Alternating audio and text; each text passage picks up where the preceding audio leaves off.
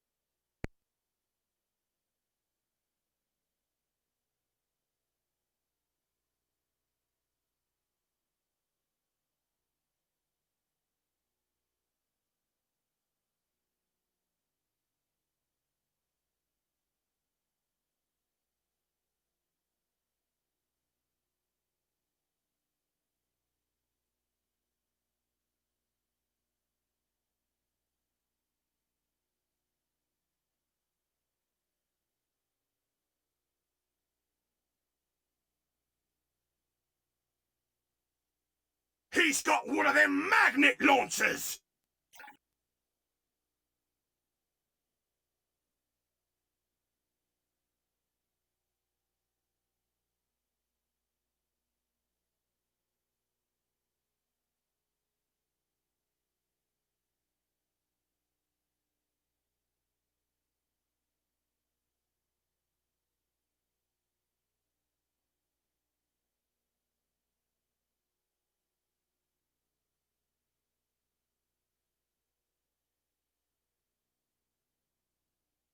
All right, Chief.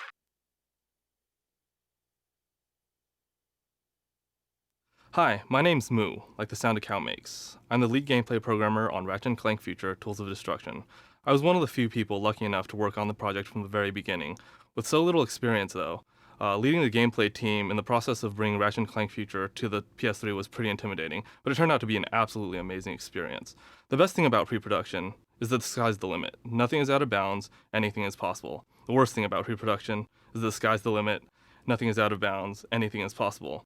We had just tons and tons of ideas floating around for all sorts of different insane things. Whittling it down seemed like an absolute impossibility. It all started coming together, though, when we picked Kirchu City for our pre-production goal.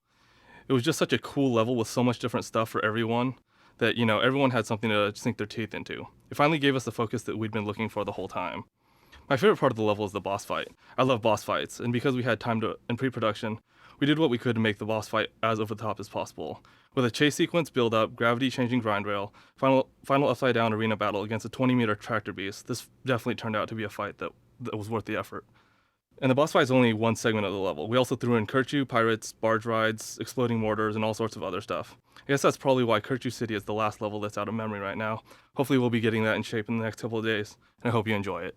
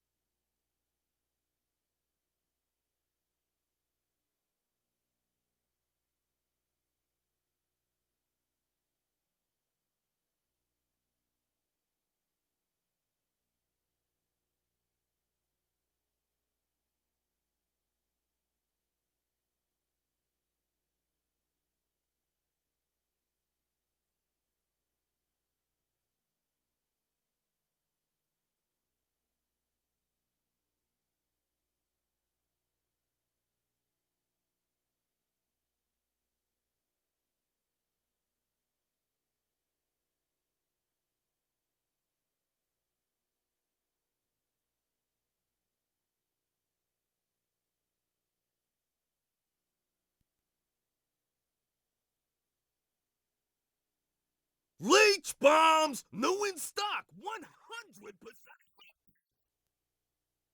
My name is Zach Adams, and I'm a senior environment artist at Insomniac Games. The Kirchu Boss segment was the first level that fellow artist Chris Capelli and I worked on after finishing Resistance, and it immediately presented some interesting challenges. The first challenge was not only getting back into the look and feel of the Ratchet and Clank universe, coming from the hyper-realistic Earth environment of Resistance, but also coming to grips with what a Ratchet game on the PS3 should even look like.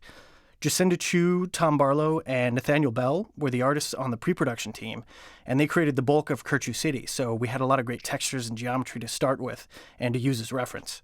The second challenge was actually a pretty common one here at Insomniac, and that was matching the art in the level to some pretty unusual gameplay.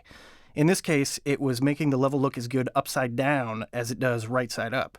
During the grind rail portion, Ratchet rotates around 180 degrees and ends up fighting the boss upside down on a series of magnetic catwalks and platforms as they're being destroyed out from under him.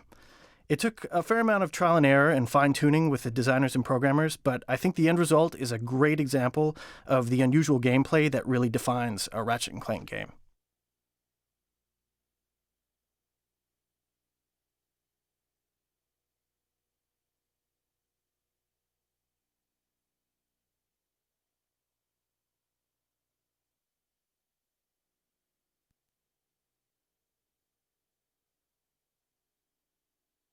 New shipment of Visicopters available for purchase. Perfect for those hard-to-reach places.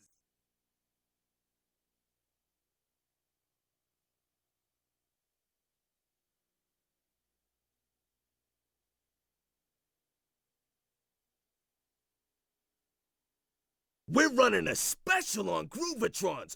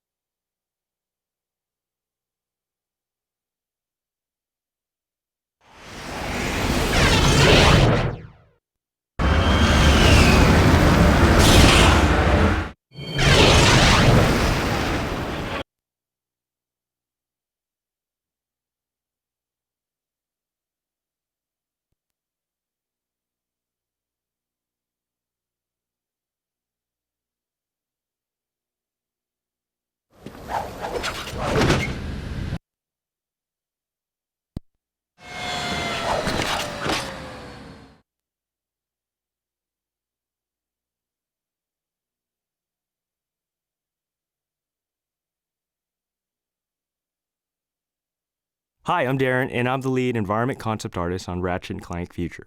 In this section, I'm going to talk a little bit about how concept art ties in with the construction logic of the game environments. And here, we'll be looking at some of the ideas and processes that went into Slag's base. We found out that this level would be a pirate base set in space. So when we started out concepting the level, we used things like nautical themes to help influence how some of the architecture would look like. In this example, we wanted buildings to take on the form of sea animals, say like the octopus or squids. When I drew up the images for this level, I laid out a lot of visual reference that would influence the designs so that they would fit within the larger theme of the level. So when you run through the environment, you'll see buildings with bulbous forms that are supported by large tendril-like cabling that extend from their bases and into the surrounding asteroids. And to bring it all back down to earth a bit, it was also important to put in believable details to complement some of the crazier elements of this level. So you'll see things like masts and cranes incorporated into the buildings, and smaller details like netting or lamps reinforced with wrought iron. Having objects like that we can all relate to helps make the space feel a little bit more believable. So there you have it. It's just one of the many examples of the types of thinking that starts from ideas and images and ends up as a final game level.